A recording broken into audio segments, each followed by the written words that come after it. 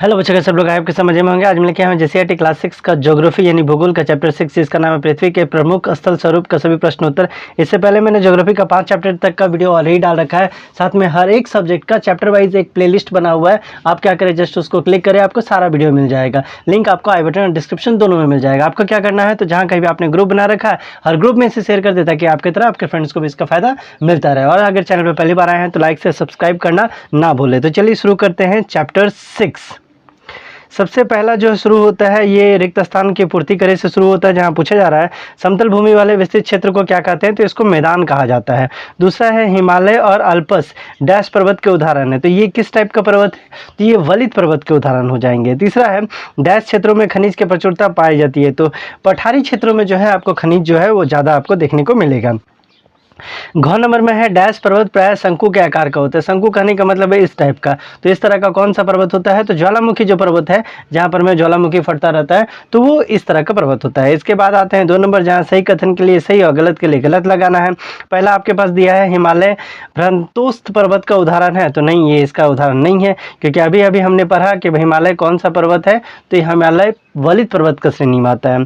दूसरा है चट्टानों की काट छाट की प्रक्रिया को निक्षेपण कहते हैं, तो नहीं, निक्षेपण चट्टानों की काट छाट की प्रक्रिया को नहीं कहते हैं। तीसरा है तिब्बत का पठार विश्व का सबसे ऊंचा पठार है, तो ये एकदम सही है। चौथा है पर्वतीय क्षेत्रों में खनिज की प्रचुरता पाई जाती है, ये एकदम गलत है।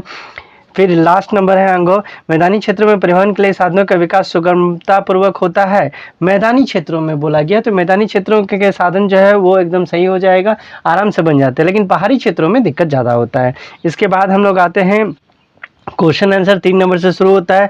पहला दिया है प्रमुख स्थल स्वरूप कौन कौन सा है, तो उत्तर हो जाएगा पृथ्वी के प्रमुख स्थल स्वरूप ये है पर्वत, पठार, मैदान, रेगिस्तान, घाटियाँ। थोड़ा सा डिटेल कर लेते हैं।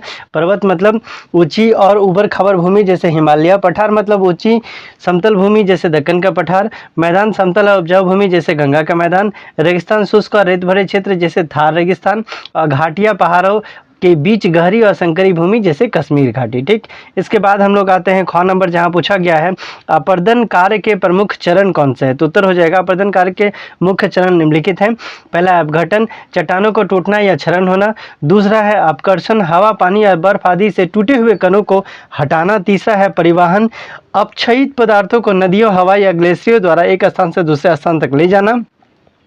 और लास्ट है निक्षेपण, पदार्थों को किसी स्थान पर जमा होना और नए स्थल स्वरूपों का बनना। ठीक है, इसके बाद हम लोग आते हैं ग नंबर, जहां आपसे पूछा जा रहा है विश्व की सबसे ऊंची पर्वतमाला कौन सी है, तो उत्तर हो जाएगा विश्व की सबसे ऊंची पर्वतमाला हिमालय है।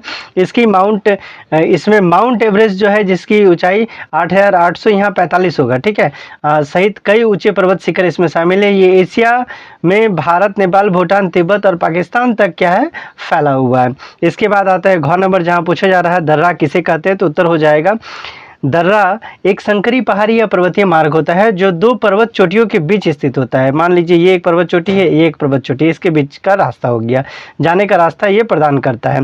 ये प्राचीन काल से व्यापार, यात्रा और सैन्य गतिविधि के लिए उपयोग किया जाता है। उदाहरण के लिए खैबर दर्रा जो पाकिस्तान और अफगानिस्तान के बीच में है। फिर नाथुला जो भारत और चीन का है। रोहतांग दर्री ये हिमाचल प्रदेश और भारत का है। इसके बाद आते हैं अंगा नंबर, जहां पूछा जा रहा है झारखंड के 2 प्रमुख जलप्रपातों के नाम बताइए, तो उत्तर हो जाएगा झारखंड के 2 प्रमुख जलप्रपात। पहला है हिरनी जलप्रपात, ये खूंटी जिले में स्थित है, जो एक सुंदर जलप्रपात है। दूसरा है दसम जलप्रपात, ये रांची जिले में स्थित है और कांची नदी पर बना हुआ है। इसके बाद 4 नंबर में है लघु उत्तरीय प्रश्न, जहाँ पे पूछा जा रहा है पर्वत और पठार में क्या अंतर है, तो उत्तर हो जाएगा पर्वत और पठार। यहाँ पर में आधार क्या है, पहला परिभाषा, धरती की ऊंची शार्प चोटी वाली स्थलाकृति को हम लोग पर्वत बोलेंगे, जबकि पठार क्या है, ऊंची समतल और थोड़ी उबड़ खाबड़ स्थलाकृति को बोला जाएगा। ऊंचाई देखते हैं, पर्वत अधिक ऊंचाई वाली होती है, लेकिन पठार जो है वो कम ऊंचाई पर स्थित होती है। चोटी तेज और नुकीली टाइप का चोटी देखने को मिलेगा। पठार समतल या हल्की ऊंची चोटी देखने को मिलता है। उदाहरण हो जाएगा इसका हिमालय, अरावली और एंडीज। इसका उदाहरण हो जाएगा दक्कन का पठार और तिब्बती पठार।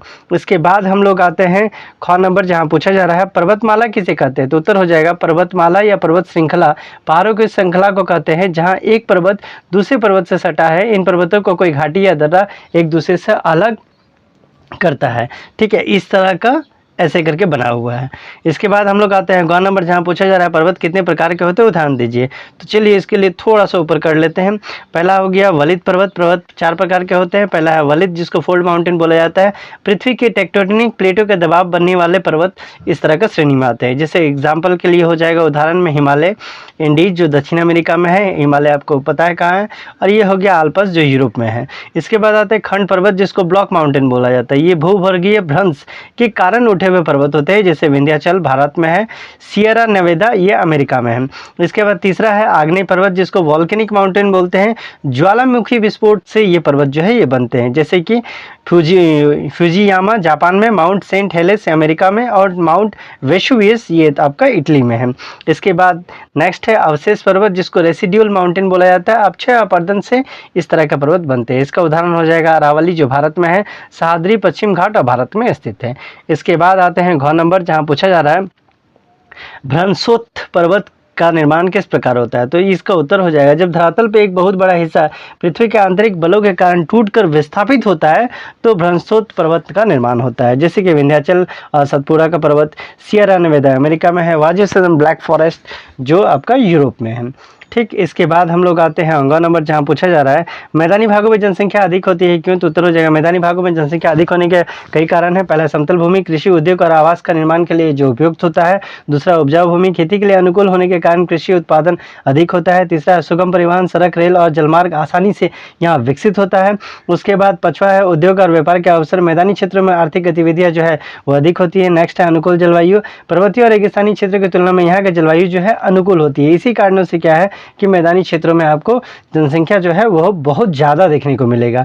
इसके बाद दीर्घ उत्तरीय आते हैं 5 नंबर का। पहला का है क्वेश्चन पर्वत पठार और मैदान की उपयोगिता का विस्तृत वर्णन कीजिए।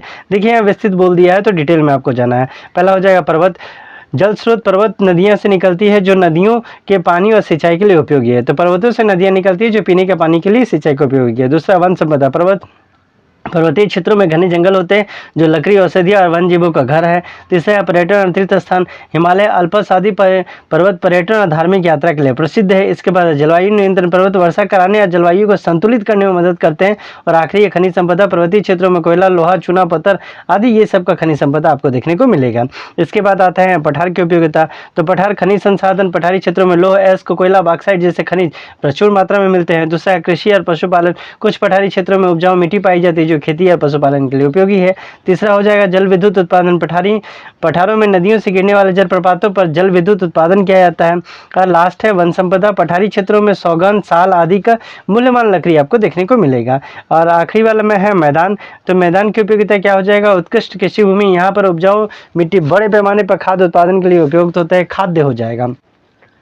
सघन जनसंख्या, समतल भूमि होने के कारण यहाँ पर में लोग अधिक बसते हैं। शहर वगैरह का विकास भी यहीं पर में होता है। परिवहन और संचार, सड़कें, रेल, हवाई अड्डा आसानी से बनाया जा सकता है। उद्योग एवं व्यापार, मैदानी क्षेत्रों में उद्योग और व्यापार का केंद्र जो है वह अनुकूल देखने को मिलते हैं।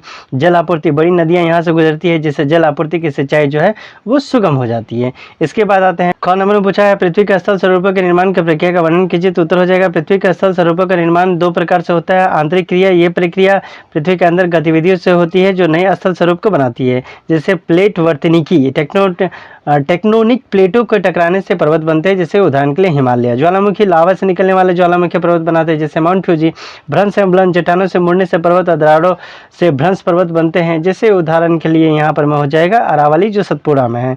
इसके बाद आते हैं बाह्य प्रक्रिया यानी एक्सोजेनिक प्रोसेस बोला जाता है। ये बाहरी प्रक्रिया जैसे हवा, पानी या बर्फ के स्थल स्वरूप का आकृति दे देता है। जैसे अक्षय, चट्टानों को टूटना, अपरदन, नदियाँ, हवा, ग्लेशियर चट्टानों को हटाकर घाटियाँ और टीले बनाते हैं। नीचे पर हटाए गए कण जमा होकर के नए स्थल स्वरूप बनाते हैं जैसे गंगा, ब्रह्मपुत्र का डेल्टा। ठीक है, तो ये था आपका क्लास 6 का ज्योग्राफी का चैप्टर नंबर 6। आपको क्या करना है, जहाँ कहीं भी आपने ग्रुप बना रखा है ग्रुप में इसे शेयर करते ताकि आपकी तरह आपके फ्रेंड्स को भी आपका इसका फ़ायदा मिलता रहे। और अगर अभी तक लाइक से सब्सक्राइब नहीं किए हैं तो किसका कर रहे हो इंतजार, जल्दी से इसे कर लो। चलो मिलते हैं अगले वीडियो में, तब तक के लिए बाय बाय, टेक केयर।